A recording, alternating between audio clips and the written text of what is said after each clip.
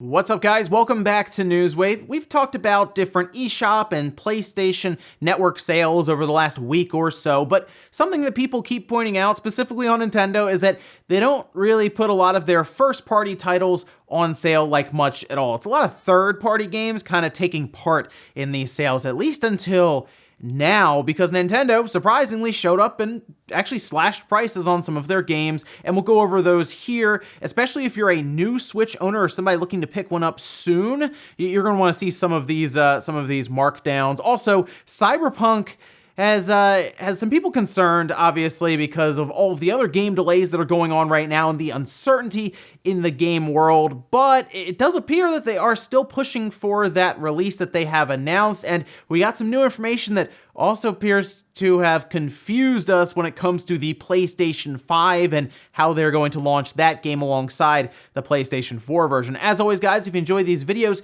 make sure that like button helps out a ton, and if you're brand new here, hit that red subscribe button down below. We're going to start with kind of this interesting look at just the demand, just the level of it in Japan currently. Now, Daniel Ahmed tweeted this out here and mentioning that there was a lottery held in Japan. It was a Japanese retailer that opened a lottery for 130 Switch consoles and 900 Ring Fit Adventure units, which, by the way, are massively in demand everywhere right now. They're very hard to find. More than 200,000 entered the lottery and caused the server to crash, and they had to stop the entry early there. Yes, the Switch, this is kind of reminding me, I mentioned this yesterday, I believe, this is reminding me of the Wii when it was at its height and they just could not meet demand with production. But in this instance, I feel like if the whole situation with the virus and manufacturing shutdown wasn't going on, they probably would be meeting demand, which would give us some astronomical Switch numbers when it comes to hardware sales. But for now, Nintendo can kind of sitting back looking at this and just like,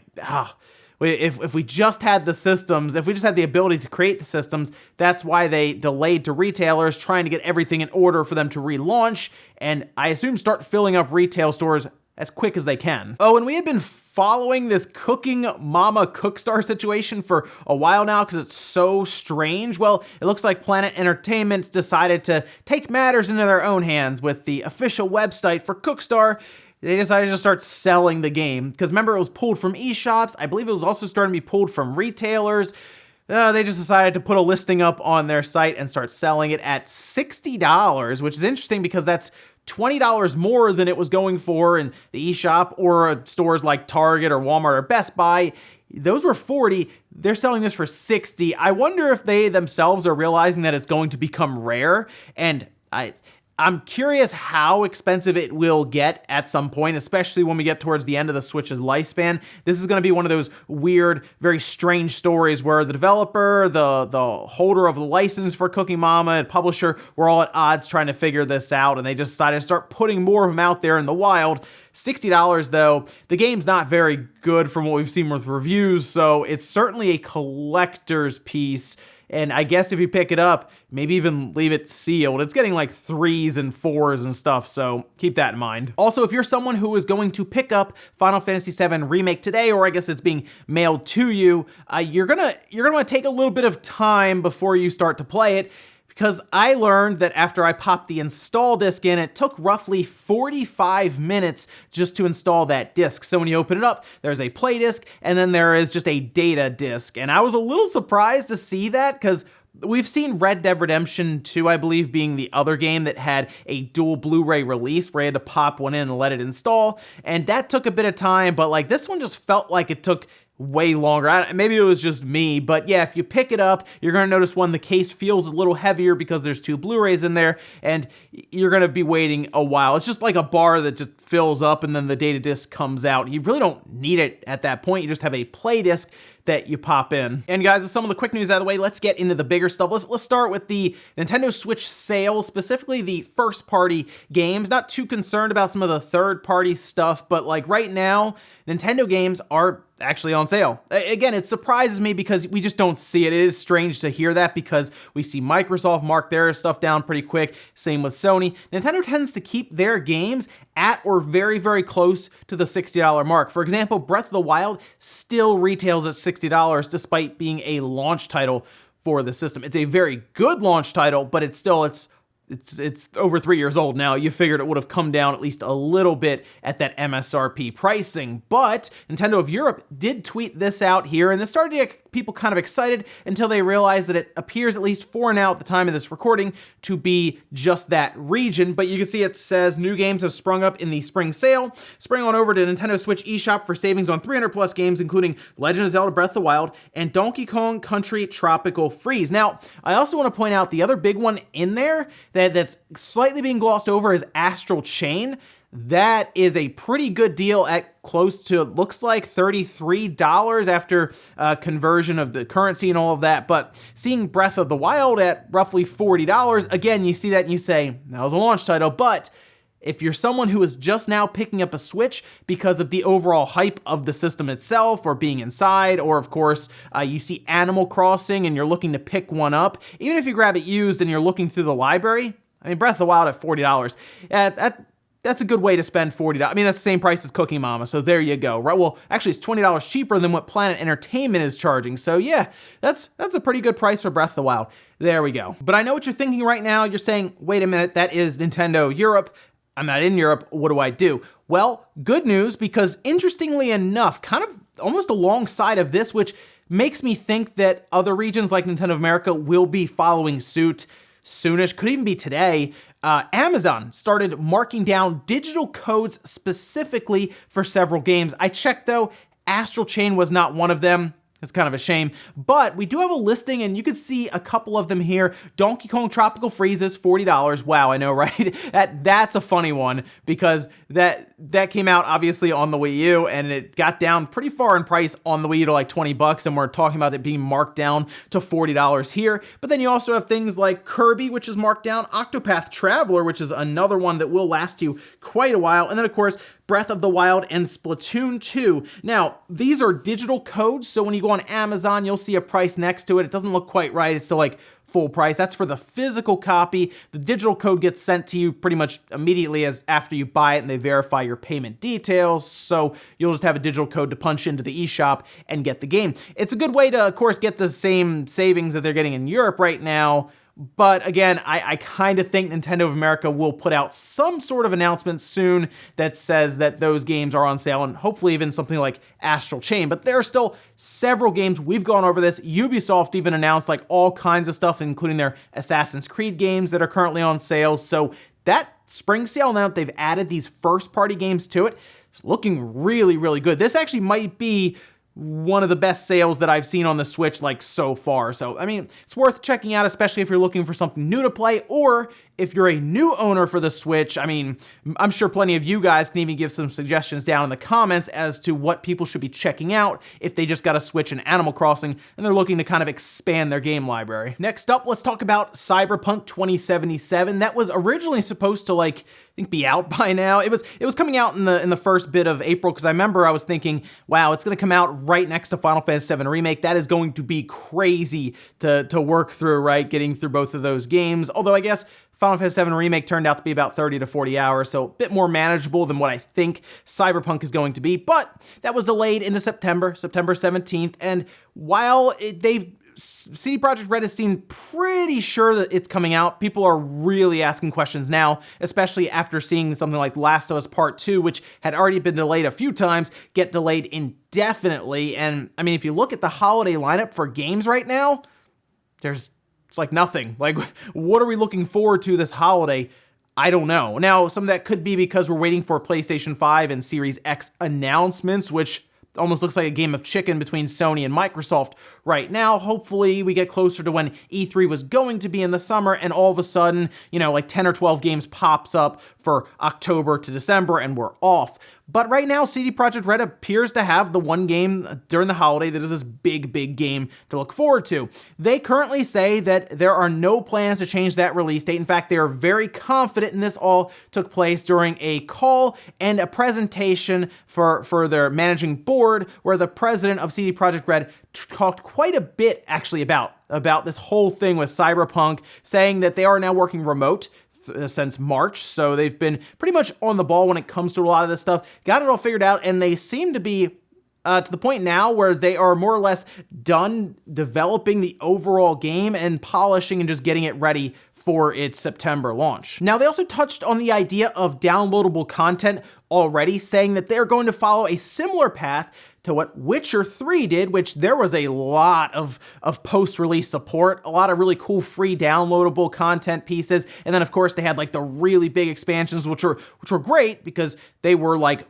almost their own game right next to it. And it was a straight up, hey, you buy this, you get this, and we're good. And then of course, a lot of free DLC as well next to it. And that's kind of how they handle these big releases because they want them to have a long tail. I mean, we heard that Witcher 3 has sold 28 million copies, something insane.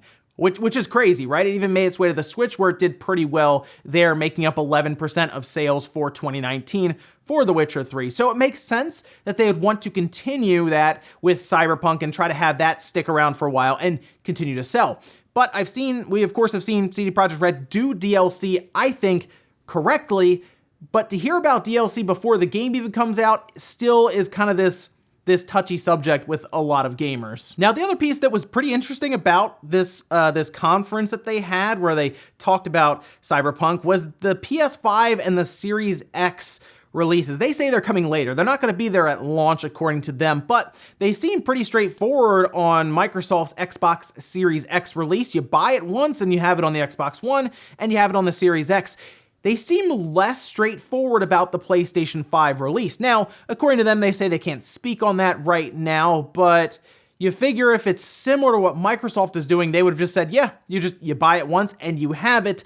Seems like Sony still needs to be a bit more transparent, I guess, about their overall structure when it comes to backwards compatibility. I mean, is there going to be a PS4 game for Cyberpunk and then also a PS5 game that you have to buy?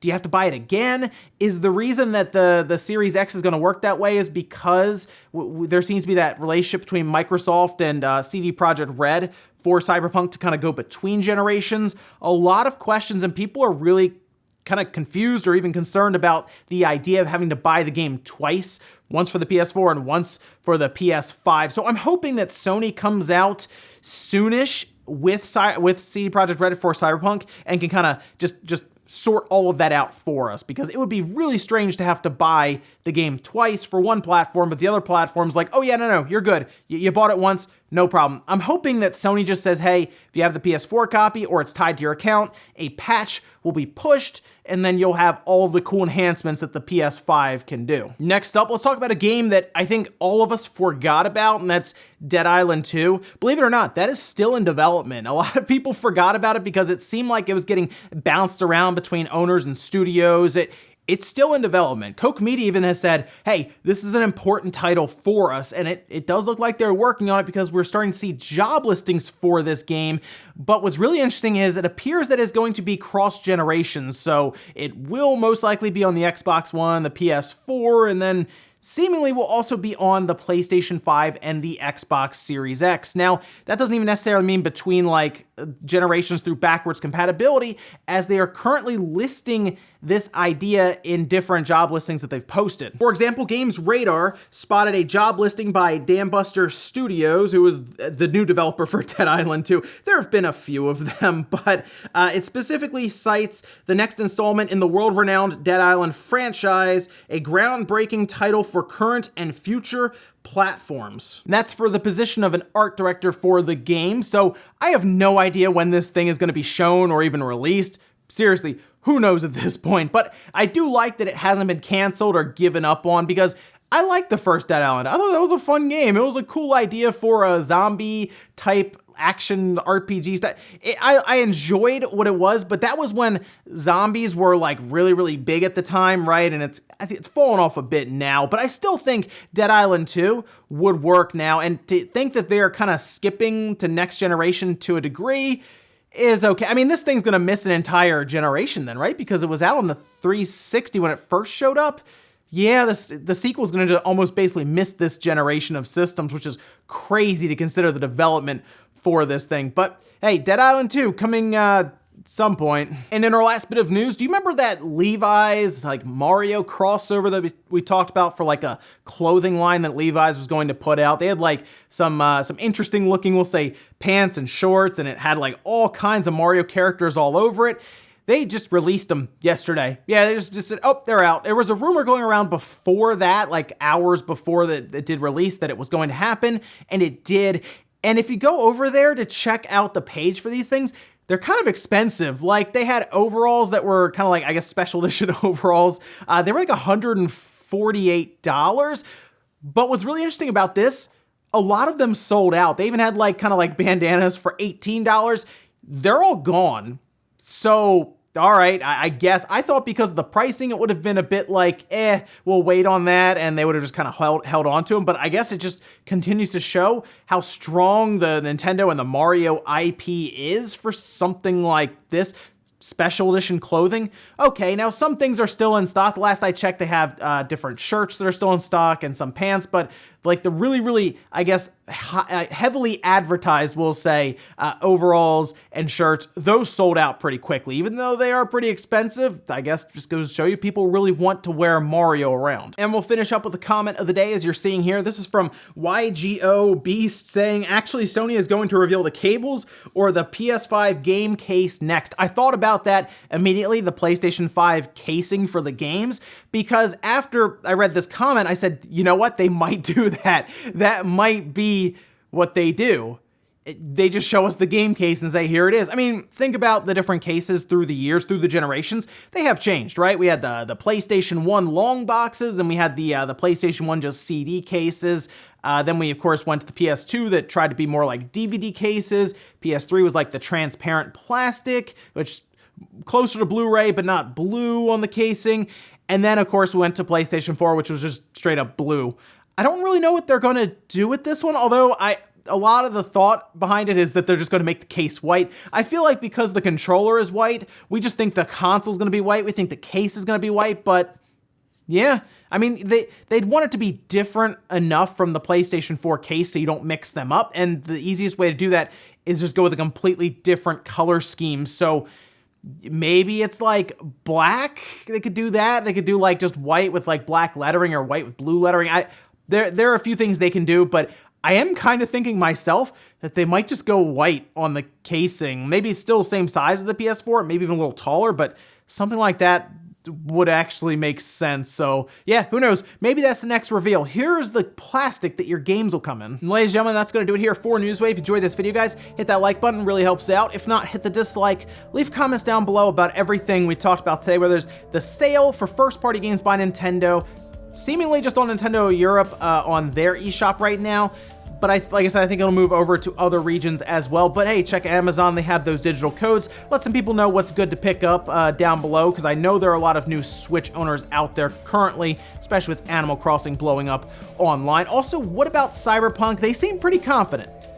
But do you think it's still going to come out in September like they say it is? And how's the PlayStation 5 and PlayStation 4 copies going to work out there? Thanks, guys, for watching. Have a great weekend. Go play some games. I'm going to be doing some Final Fantasy VII Remake. Stop by Saturday night for the Spawn cast, and I'll see you guys back here Monday morning, 8 a.m. Eastern Time for Newswave.